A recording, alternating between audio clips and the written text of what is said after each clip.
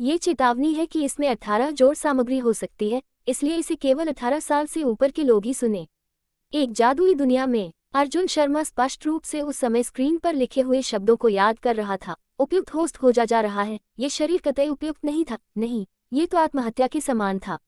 System, इसका मतलब क्या है? तुमने मुझे क्यों नहीं बताया कि यह एक जादुई दुनिया है?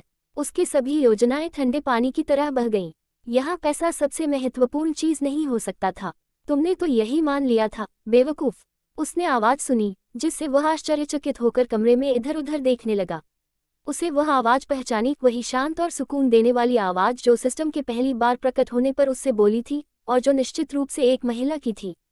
यहाँ कौन है? तुम कौन हो? वह किसी को देख नहीं पा रहा था। अगर वह अपने पुराने विश्व में किसी को ये बताता, तो वे सिर हिलाकर उसे मनोरोग अस्पताल भेजते। बदकिस्मती ये है कि तुम मुझे देख नहीं सकते, क्योंकि मैं सीधे तुम्हारे दिमाग में बोल रही हूँ। थोड़े बहुत मैं वही हूँ। हाँ, मेरे दिमाग में? कैसे? ये बात उसे असहज कर रही थी, और अगर वह पढ़ सके कि वह क्या सोच रहा है, तो हाल और भी बुरा हो जाता। चिंता मत करो, मैं ऐसा नहीं कर सकती। तुमने ये कैसे जान लिया? खैर, यह जरूरी नहीं। तुम्हें इस दुनिया की बुनियादें जानना जरूरी है।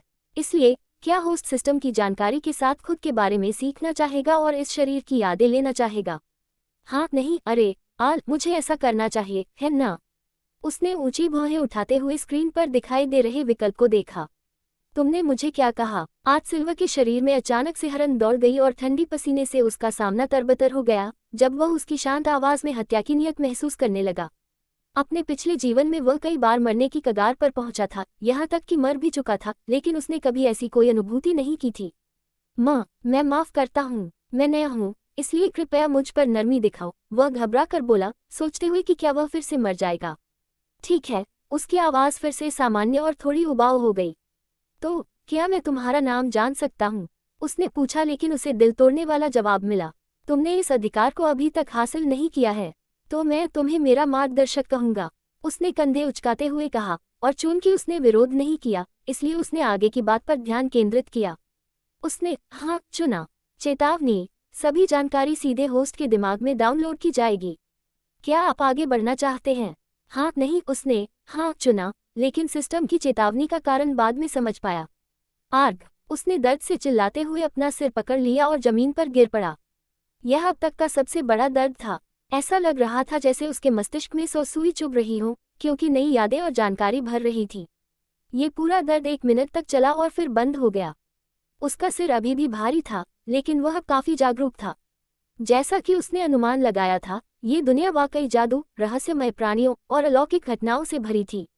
ये दुनिया घिया कहलाती थी, और वह ह्यूरिन राज्य में था, जो सिलाह महाद्वीप के 4 राज्य में से एक था। ह्यूरिन मानवों का राज्य था और इसमें 2 शक्तिशाली समूह थे, राजनीतिक और जादुई दोनों, शाही परिवार और 10 महान परिवार।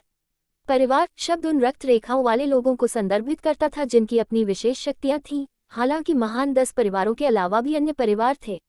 पता चला कि वह उन्हीं परिवारों में से एक का सदस्य था, सिल्वा परिवार, जो महान 10 में से एक था और उसका नाम आज सिल्वा था। सिल्वा परिवार शारीरिक क्षमताओं और हथियार चलाने में अत्यंत निपुण था। उन्हें हथियार चलाना सिखाने की जरूरत नहीं होती, यह उनकी प्रकृति में ही समाया होता था। जैसे ही वे किसी उपयुक्त हथियार को पकड़ते, वे बिना प्रशिक्षण के उसे पेशेवर स्तर पर चला सकते थे। उनकी भौतिक प्रदर्शन क्षमता, गति, ताकत, सहनशक्ति और टिकाऊपन दूसरों से कई गुना अधिक थी। लेकिन इस महान उपहार के साथ भारी कमियां भी थीं। सिल्वा परिवार की जादुई क्षमता कम थी, कुछ सदस्य औसत जादूगरों से भी कमजोर थे। वे आग, हवा जैसे तत्वीय जादू का उपयोग नहीं कर सकते थे। इसलिए जादू के मामले में वे 10 महान परिवारों में सबसे कमजोर थे। इसके बावजूद कोई भी उन्हें कमतर आंकने की हिम्मत नहीं करता था। ये केवल उनकी उत्कृष्ट हथियार दक्षता की वजह से नहीं था, बल्कि उनकी आकर्षक मना, जादुई ऊर्जा, उपयोग की विधियों की वजह से भी था, जिन्होंने हमेशा सबको चौंका दिया। एक ऐसी विधि थी नीली रोशनी जो शरीर को ढक लेती थी, मनस्किन कहलाती थी, जो सबसे पहले सिल्वा परिवार ने विकसित की थी। जबकि अन्य भी इस कला को सीखने लगे थे, यह अब भी सिल्वा का विशेष चिन्ह था। इस शरीर के पिछले मालिक के पास अब तक के किसी भी सिल्वा से ज्यादा अत्यधिक जादुई क्षमताएं थीं, जो अन्य परिवारों के बराबर थीं। उसके माता पिता ने इसे सुरक्षा कारणों से गुप्त रखा और कुछ ही लोगों को इसके बारे में बताया था, साथ ही उनसे बहुत बड़ी उम्मीदें थीं। लेकिन अधिकांश सिल्वा की तरह एक बड़ी निराशा ने जन्म लिया। उसका शरीर इतनी विशाल मना को सहन नहीं कर सकता था। कई तरीके अपनाकर उसकी जीवन शक्ति बढ़ाई गई, लेकिन वे केवल उसके जीवन को थोड़ा लंबा करने में ही मददगार थे, क्योंकि उसकी अत्यधिक मना उसके शरीर को धीरे धीरे खत्म कर रही थी। इस शरीर के पिछले मालिक को ये सब पता था और वह एकांत में डूब गया, पूरी तरह से उदास होकर, जबकि अन्य लोग प्रशिक्षण कर रहे थे। उसकी हालत खराब होती गई। जब भी उसने प्रशिक्षण किया, वह बेहोश हो जाता या गंभीर चोटें प्राप्त करता। एक बार उसने तलवार घुमाते हुए अपना कोहनी जॉइंट ही डिस्लोकेट कर लिया। उसके पिता ने अंततः उसे पूरी तरह से प्रशिक्षण से रोक दिया। ये बहुत ही दयनीय था, एक सिल्वर जो हथियार नहीं चला सकता। उसे लगातार ताने सुनने पड़ते। कल ही वह बिना किसी को बताए महल छोड़कर 3 राक्षसों का सामना कर एक लड़की को बचाने गया था। उसके पास अन्य विकल्प नहीं थे, इसलिए उसने जादू का इस्तेमाल किया, जिससे जमीन में बड़ी गड्ढा बन गया। उसके बेहोश होने पर एक दल उसे लाने आया और बस वहीं उसकी यादें खत्म हो गईं। वह अनुमान लगाता था कि वह इतनी शक्तिशाली जादू का उपयोग करने के कारण थकावट से मर चुका था। ये बहुत दुखद है, मैं उसके लिए रोज आता हूँ, आज सिल्वर भावुक होकर बोला, यादों से व्यथित।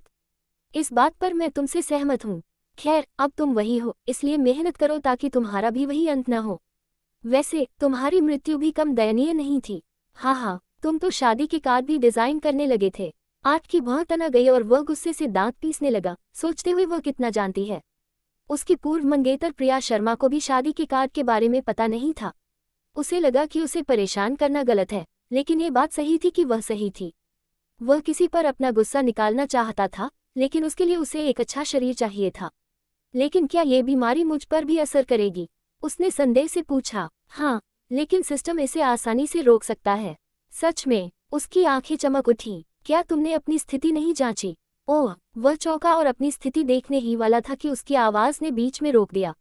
लगता है हमारे पास मेहमान आ गए हैं। हाँ, उसके कमरे का दरवाजा अचानक जोर से खुल गया।